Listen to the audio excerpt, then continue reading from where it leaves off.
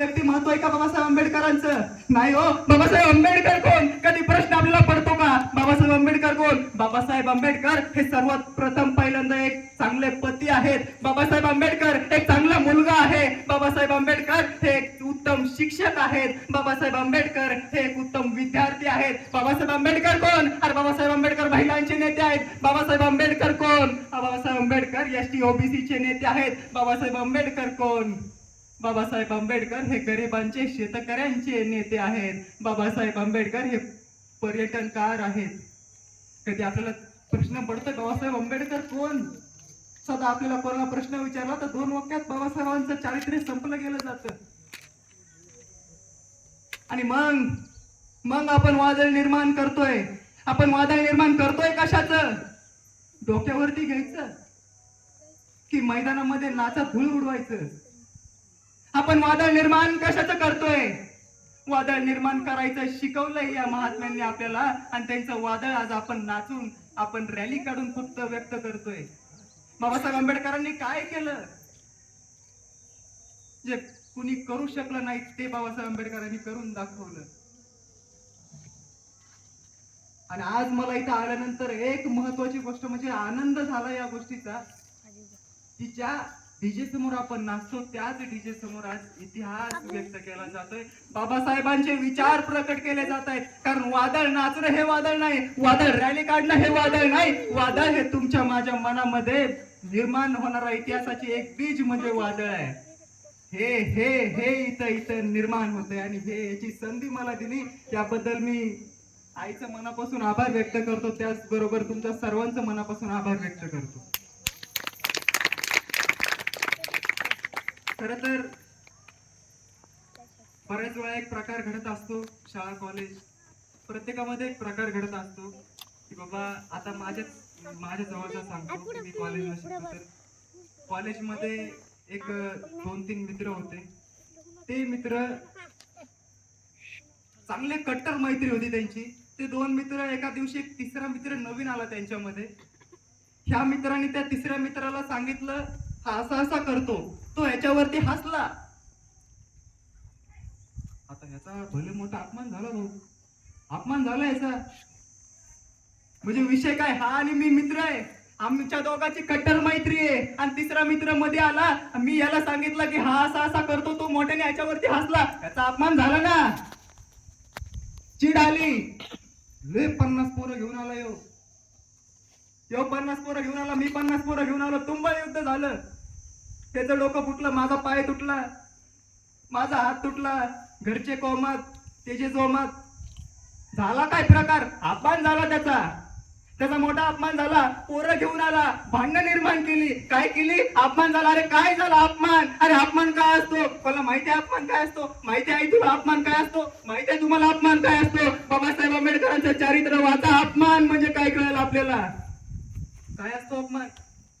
काय काय काय काय काय असतो अपमान? काय असतो त्रास? एवढे होते बाबासाहेब आंबेडकर. आणि आपल्या मित्रांसोबत शाळेला निघाले होते बाबासाहेब आंबेडकर. शाळेला जात असताना बाबासाहेब आंबेडकर शाळेला जात असताना रस्त्यानं जात असताना पायामध्ये चप्पल नव्हतं. त्यांच्या चप्पल नव्हतं. आता मी आईच्या घरामध्ये जात असताना बिना चप्पलाचा गेलो तर माझ्या पायाला जे वेदना झाल्या मी तुम्हाला सांगू पण शकत नाही. आणि एवढे होते. त्यावेळी मित्रांसोबत जात असताना आता कोसो लांब जायचंय, आपल्याला चलत जायचंय, आणि पायाने जायचंय. उन्हाचं वर्ण वर्षाव होतय. आता जायचंय आपल्याला, पण काय करायचं आता? पर्याय नाही. दूरपर्यंत पाहावं तर कुणी दिसतही नाही. काय करायचं? पायाला चटके बसतायत. त्यावेळी अचानक आनंदाची एक लाट मनामध्ये उसळली. नजर ज्यावेळी तिकडे गेली, पाहत होतो काय मागणं एक बैलगाडी येत होती. बैलगाडी येताना पाहिलं तसं आता आपण रस्त्याने चाललो, आपल्याला लांब जायचंय, आपल्याकडे गाडी नाहीये. आपण काय करतो? लिफ्ट मागतो. तसं बाबासाहेबांनी लिफ्ट मागितली. त्या बैलगाडीवाल्या काकांना सांगितलं, काका आम्हाला तिथे जायचंय, शाळेला जायचंय, उशीर होतोय, ऊन पडलंय, पायाला चटके बसताय, भाजताय पायाला, तुम्ही आम्हाला तिथपर्यंत सोडाल का? तसं ते बैलगाडीवाला मालक तो म्हणला चला बसा. हे चारही पोरं त्या गाडीमध्ये बसली. 100-500 मीटरच गेले असतील. 100-500 मीटरच गेले असतील. त्या बैलगाडीच्या मालकाला त्या तिघा चौकाच्या चिरबिलेटचा आवाज आला. त्यांची चर्चा काय चालू हे त्याला कळालं आणि त्याला कळालं की हे दलित पोर आहेत. तसं जाग्यावरती गाडी थांबवली. मोठ्यानं करतायला लागला, ए खाली उतर. बाबासाहेब बोलायला लागले, भीमराव बोलायला लागले, अहो आम्ही आम्ही आम्ही केलं काय, आम्ही केलं काय. तसं खानने कानाखाली दिली, म्हणलं तू खाली उतर, निघ खाली. ते म्हणायला लागले, अहो आम्ही केलं काय, तुम्ही आम्हाला मारताय का, आमचं असं काय झालं की तुम्ही आम्हाला शिक्षा देताय, आम्ही काय केलं, का मारताय आम्हाला, काय काय काय चुकलं आमचं. तो बैलगाडीवाला मालक म्हणायला लागला, माझ्यासोबत शब्द हे करू नकोस, तुम्हाला आधी का नाही सांगितलं तू दलित आहेस, मला जर आधी सांगितलं असतं तर मी तुला बसू दिलं नसतं. आता जर कोणाला कळालं माझी गाडी बाटली तर माझा उपयोग काय, तू आधी का नाही सांगितलं. पुन्हा एक खाननिकीने कानाखाली दिली, मला उतर खाली, खाली ढकलून दिलं. ही 3-4 पोरांना खाली ढकलून दिलं, रस्त्यावरती पडली, अंग झटकत उठून उभा राहिली. म्हणजे अरे काय झालं आमचं, काय असा गुन्हा झाला की तुम्ही आम्हाला एवढी शिक्षा दिली, अरे कशाने विटाळ होतो तुम्हाला. तो सूर्य निरंतर प्रकाश प्रज्वलित करतो, त्या सूर्याची किरण आमच्या डोक्यावरती पडतात, त्या सूर्याला कधी विटाळ झाला नाही. मग तुम्ही आम्ही तर सेम आहोत, मग तुम्हाला आमचा विटाळ का. रडत होते, झडपडत होते, तिथून खाली उतरले, चलत अनवाणी पायाने शाळेला गेले. त्रास सहन केला, हा असतो अपमान. अपमान कशाला म्हणतात, अहो शाळेमध्ये गेले, शाळेतला सर्वोत्तम बुद्धिमान विद्यार्थी म्हणजे कोण म्हणलं तर भीमराव. एवढूसा होता पण चाणक्य, हुशार, सगळ्यांशी प्रेमाने राहणारा, वागणारा. पण कोणी भीमरावशी प्रेमाने वागलं का. आज कुठेही, आज कुणीही बोलावं तर भीमरावांबद्दल आपल्याला कळतं, त्यांना झालेला त्रास आपल्याला दिसतो.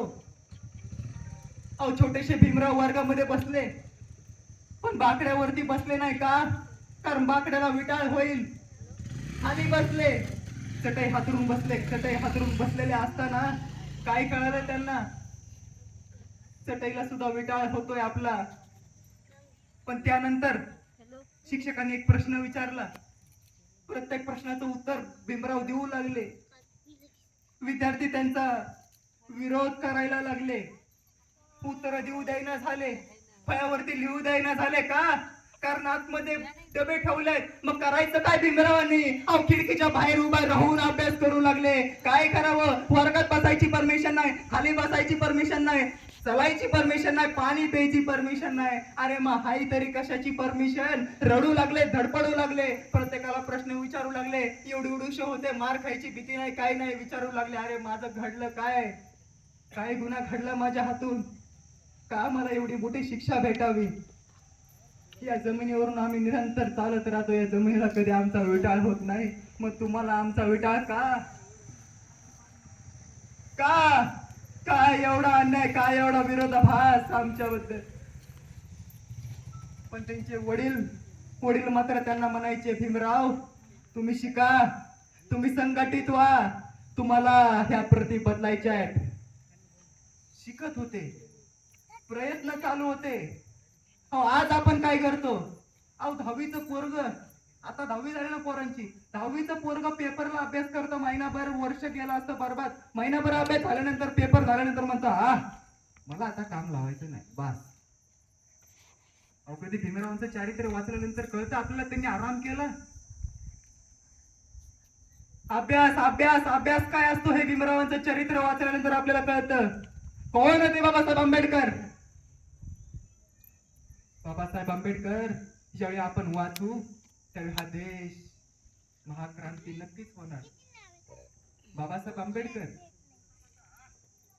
अहो त्यांचे वडील त्यांना प्रेरणा द्यायचे सतत, तुम्ही शिका, तुमच्यासाठी मी काही करायला तयार आहे, फक्त तुम्ही शिका, बस. तुम्ही शिका भीमराव, तुम्ही शिका. तुम्हाला या सगळ्या प्रति या नियम अटी सगळ्या बदलायच्यात भीमराव. तुम्हाला ह्या समाजावरती जो अंधकार पडलाय ना अज्ञानाचा, त्याच्यावरती तुम्हाला ज्ञानाचा प्रकाश प्रज्वलित करायचा भीमराव, तुम्ही शिका. असाच एक प्रसंग, भीमराव तालुक्याच्या ठिकाणी जायचं होतं पेपरला. आता पेपरला तालुक्याच्या ठिकाणी जायचं म्हणलं, भीमरावला एकटं सोडून चालायचं नाही. मी एकटं सोडून चालायचं नाही, कारण तिकडे गेल्यावरती भाकरीचं नियोजन काय, आता एवढी मात्र आता काय करणार. भीमरावचे वडील म्हणले, भीमराव मी तुमच्या सोबत येतो, मी तुम्हाला करून घाईन, तुम्ही अभ्यास करा आणि पेपर देऊन या. आणि ठरलं. आता बाबासाहेब आणि त्यांचे वडील रामजी बाबा हे दोघ जण आता तालुक्याच्या ठिकाणी गेले. पहिला दिवस झाला. पहिल्या दिवशी बाबासाहेब आंबेडकर अभ्यास करायला लागले. अभ्यास झाला.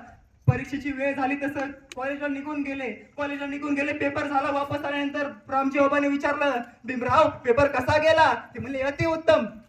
या बसा, जेवायला बसा, जेवण करून घ्या. खाली बसले, हात धुवून आले. बसल्यानंतर ताटलीमध्ये भाकर वाढली आणि म्हणले, खा.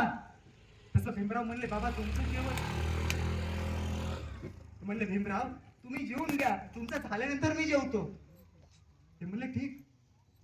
दुसऱ्या दिवशी सेम. भीमराव अभ्यास करतायत, पेपरला जाऊन वापस आले. तसं रामजी बाबा म्हणले, भीमराव या बसा, जेवायला बसा. ताटलीमध्ये भाकरी वाढली, खा.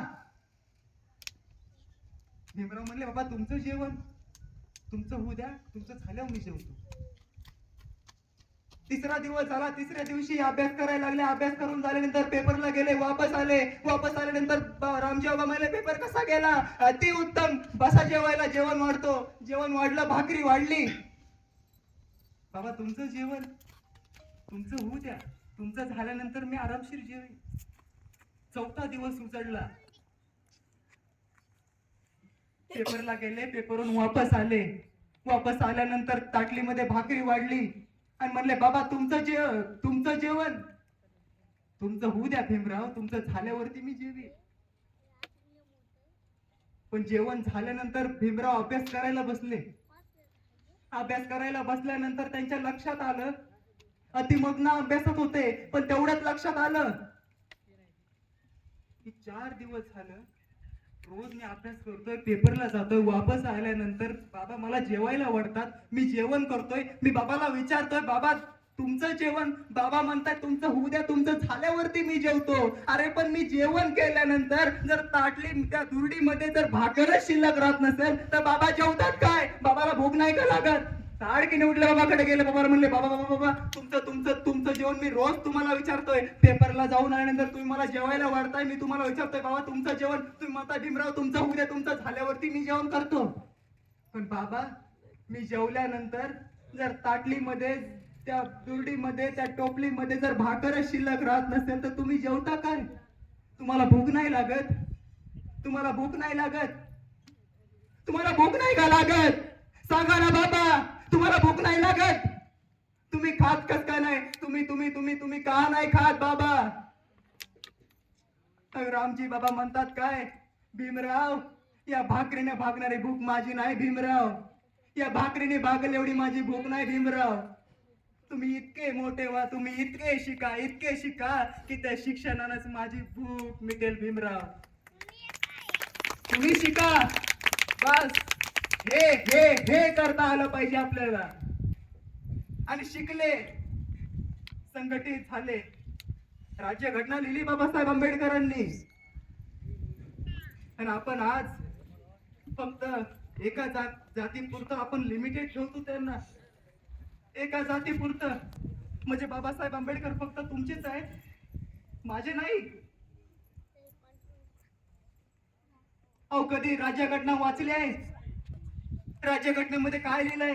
राज्यघटनेमध्ये मूलभूत अधिकार दिलेत. त्या मूलभूत अधिकारांमध्ये काय? 6 अधिकार आहेत. त्या 6 अधिकार मधला दुसरा अधिकार काय? स्वातंत्र्याचा हक्क. त्याच्यामध्ये काय? प्रत्येकाला या जमिनीवरती चालायचा अधिकार आहे, बोलायचा अधिकार आहे, महिलांना बोलायचा अधिकार आहे. महिला जर आज चांगल्या फिरू शकतात, नोकरीला लागू शकतात, तर त्या फक्त आपल्या भीमराव आंबेडकरांमुळे. प्रत्येकाला बोलायचा अधिकार आहे. पहिलं महिला शिकू शकत नव्हत्या, बोलू शकत नव्हत्या, पहिलं नोकरी करू शकत नव्हत्या. आज उच्च पदावरती आज महिला आहेत. ते कारण फक्त बाबासाहेब आंबेडकर.